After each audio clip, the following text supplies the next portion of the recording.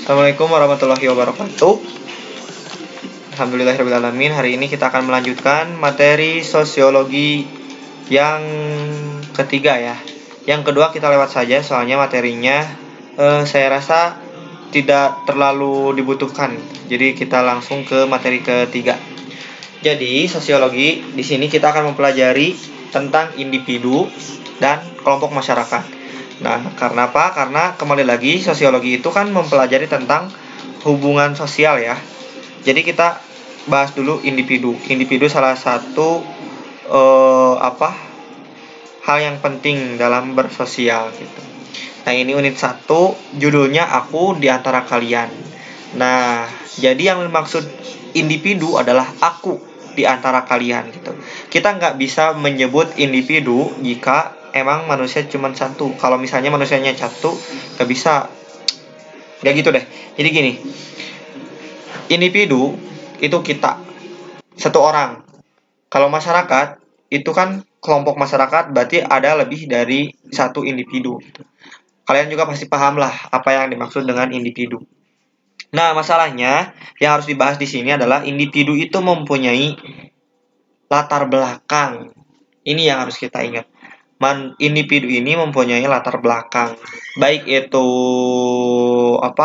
lingkungan masyarakatnya, lingkungan keluarga, banyaklah pokoknya. Nah, di sini ada penjelasan tentang individu. Nah, individu itu berasal dari kata Yunani ya. Biasa itu kalau misalnya di pembelajaran bahasa-bahasanya itu diambil dari kata Yunani biasanya. Nah, termasuk individu juga ini individuum yang artinya tidak terbagi. Tidak terbagi, kenapa tidak terbagi? Karena emang satu-satunya gitu. Kalau misalnya kelompok masyarakat terbagi, kayak misalnya kelompok masyarakat RW gitu. Terbagi lagi kan ada RT 1, RT 2, terus di RT 1 ada rumah si A, rumah si B, terus di rumah si A ada penghuni si A, si B, dan individu ini adalah bagian terkecil dari kelompok masyarakat tersebut, makanya tidak terbagi gitu. Nah, dalam ilmu sosial, paham individu menyangkut tabiat dengan kehidupan dan jiwa yang majemuk, memegang peranan dalam pergaulan hidup manusia. Nah, ini nih yang penting. Bukan sebagai manusia. Nah, individu adalah manusia yang memiliki peranan khas atau spesifik dalam kepribadiannya. Kenapa disebut peranan khas atau spesifik? Karena setiap individu itu pasti mempunyai karakter yang berbeda. Karakternya pasti berbeda setiap individu itu. Makanya di sini mempunyai ada kata spesifik. Nah, ini yang dimaksud adalah karena setiap individu pasti mempunyai karakter yang berbeda.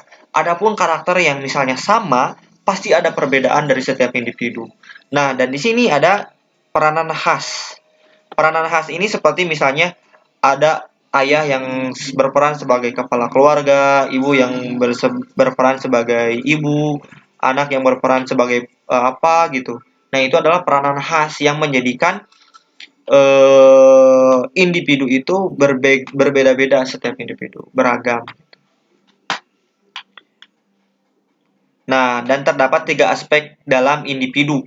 3 aspek itu ini ya. Yang pertama jasmani, terus psikis rohaniah, dan aspek sosial. Dan dari ketiganya ini mempunyai perbedaan. Dari jasmani kita juga pasti memiliki perbedaan. Mulai dari bentuk wajah, bentuk hidung, bentuk mata itu beragam pasti. Terus rohaniah dan tingkat kerohanian, psikis rohaniah itu beragam, bahkan lebih beragam lagi daripada bentuk jasmani gitu. Dan ini ada aspek sosial. Dan ketiga aspek ini itu sangat beragam. Baik jasmani beragam, psikis rohaniah beragam, dan aspek sosial beragam. Sehingga individu ini menjadi benar-benar beragam gitu. Makanya sangat banyak perbedaan. Nah, di mana aspek-aspek tersebut saling berhubungan.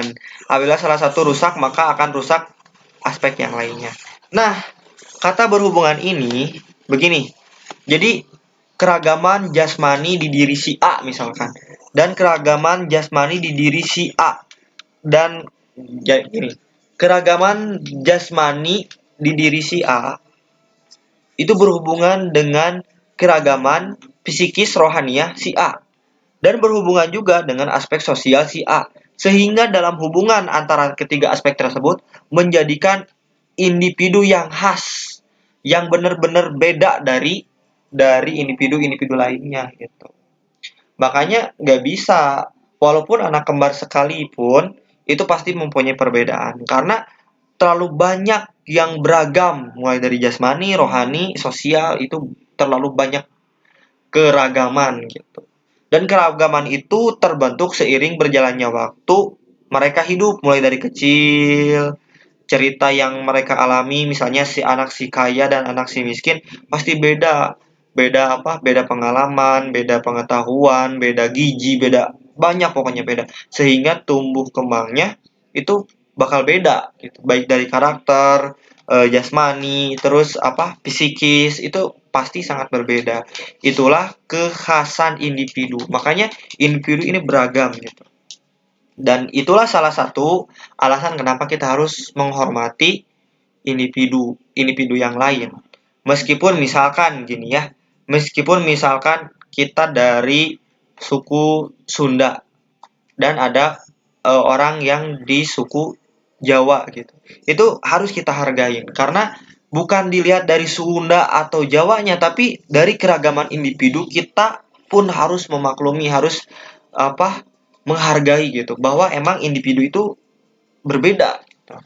Terus bukan hanya masalah suku atau latar belakang apa ekonomi, latar belakang pendidikan, lepaskan dulu itu. Tapi kita harus memahami bahwa setiap individu itu berbeda, punya sejarah berbeda, punya cerita berbeda, punya asupan berbeda, punya pengalaman, lingkungan dan lain-lain yang berbeda.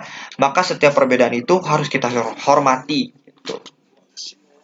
Nah, proses yang meningkatkan ciri-ciri individualitas. Nah, ada. Nah, setelah tadi apa? Aspek jasmani yang beragam perbedaannya, psikis rohaniah yang beragam perbedaannya, aspek sosial yang beragam perbedaannya. Di sini juga ada proses yang meningkatkan ciri-ciri individualitas. Nah, saya garis bawahi di sini ciri-ciri individualitas pada seseorang sampai pada dirinya sendiri. Nah, disebut proses individualisasi atau aktualisasi diri. Nah, kalau misalnya anak remaja belakangan-belakangan ini istilah yang paling kerennya itu mencari jati diri gitu. Dalam proses ini maka individu terbebani berbagai peranan yang berasal dari kondisi kebersamaan hidup. Contohnya apa ya, tadi yang jadi kepala keluarga, yang jadi RT, itu peranan yang berasal dari kondisi kebersamaan.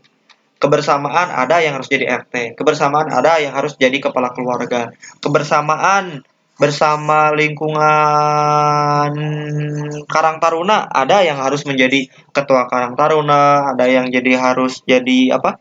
Sekretaris bendahara. Nah, itu proses ini membebani, nah mempunyai peranan ini yang membebani nanti yang akan menjadikan aktualisasi diri seperti apa nanti kamu sebenarnya kedepannya, yang akhirnya muncul suatu kelompok yang akan menentukan kemantapan suatu masyarakat. Individu dalam tingkah laku menurut pola pribadinya ada 3 kemungkinan. Nah gini, maksudnya ini seperti ini. Jadi individu itu pasti ada ketiga kemungkinan. Yang pertama itu pembangkang. Pembangkang itu yang tidak mengikuti aturan umum, hukum umum atau aturan masyarakat. Yang pertama itu pembangkang yang tidak mengikuti aturan masyarakat. Yang kedua, yang mengikuti aturan masyarakat. Dan yang ketiga adalah yang menciptakan aturannya gitu. Ini bisa kita baca.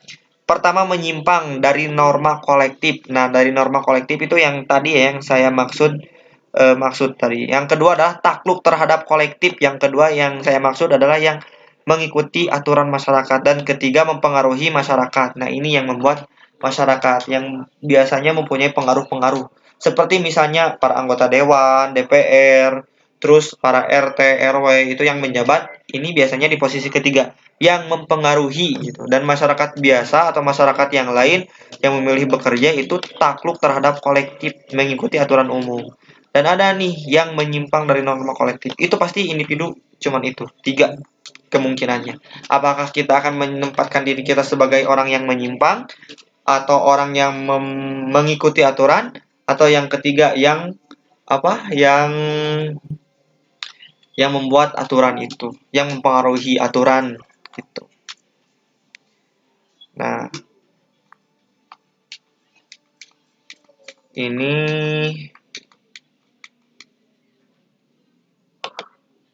terus bentar.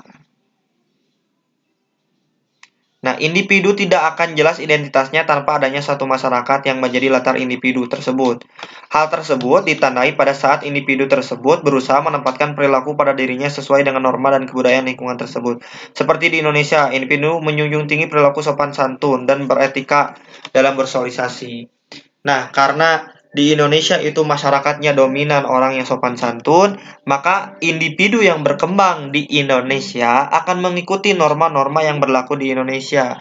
Sehingga terlahirlah seseorang masyarakat yang di Indonesia itu sopan santun. Itulah yang menjadi ciri khas, salah satu yang menjadi ciri khas individu. Seperti Sunda gitu, apa ramah tamah gitu, Jawa apa, Batak apa, itu yang menjadikan ciri khas individu. Nah, peranan kelompok tersebut adalah untuk mematangkan individu tersebut menjadi seorang pribadi, di mana prosesnya tergantung terhadap kelompok dan lingkungan dapat menjadi faktor pendukung. Proses juga dapat menjadi penghambat proses menjadi suatu pribadi. Faktor pendukung atau faktor penghambat juga dapat berdasarkan individu itu sendiri. Kumpulan dari beberapa individu dalam sebuah kelompok. Nah, jadi untuk video yang ini kita bahasnya tentang individu dulu. Nanti kelompok masyarakat yang selanjutnya insya Allah. Nah, jadi intinya pembelajarannya pada unit 1 aku di antara kamu ini adalah tentang individu.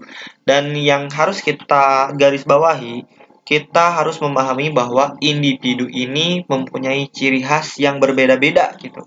Aku dengan yang lainnya itu pasti beda dan tidak bisa disamakan. Makanya ketika misalnya gini nih, kita berbeda pendapat itu wajar karena latar belakang, pemikiran, sudut pandang, cara berpikir itu sangat-sangat berbeda dari setiap orangnya. Makanya perbedaan itu bukan berarti menentukan bahwa kamu salah, aku benar, atau aku salah dan kamu benar. Enggak seperti itu, tapi itu apa? Itu menunjukkan bahwa keragaman dari sebuah individu itu bisa jadi benar. Misalnya saya lagi ngobrol dengan teman saya, terus kita berdebat. Bisa jadi teman saya benar, bisa jadi juga saya benar. Bisa jadi juga teman saya salah, dan bisa jadi juga saya juga salah gitu. Jadi benar atau salah itu tidak ditutup kemungkinan 100%. Kamu 100% salah, aku 100% salah. Atau kamu 100% benar dan aku 100% benar. Itu gak mungkin seperti itu. Bisa jadi apa yang saya sampaikan misalnya 60% benar, sedangkan kamu ada benarnya, tapi benarnya itu cuma 40% gitu. Jadi menyikapi perdebatan atau menyikapi hubungan sosial ketika adanya bentrokan itu tidak dipukul rata bahwa kamu salah, aku benar, atau aku benar, kalian salah. Nggak bisa seperti itu. Jadi alangkah lebih baik kita gunakan kata bahwa mungkin menurut saya seperti ini dan mungkin menurut Anda seperti itu gitu. Jadi kalau kita menggunakan kata menurut saya itu akan lebih bisa diterima sama orang lain. Karena apa? Karena tidak bisa apa? Tidak bisa ditidakkan. Emang seperti ini bahwa manusia itu adalah makhluk yang mempunyai ciri khas masing-masing, sebuah individu yang unik, yang khas gitu. Mungkin untuk sementara hanya itu dulu. Kalau ada pertanyaan, silahkan ditanyakan. Ini waktunya tidak lama ya, udah 15 menit. Sekian dari saya. Assalamualaikum warahmatullahi wabarakatuh.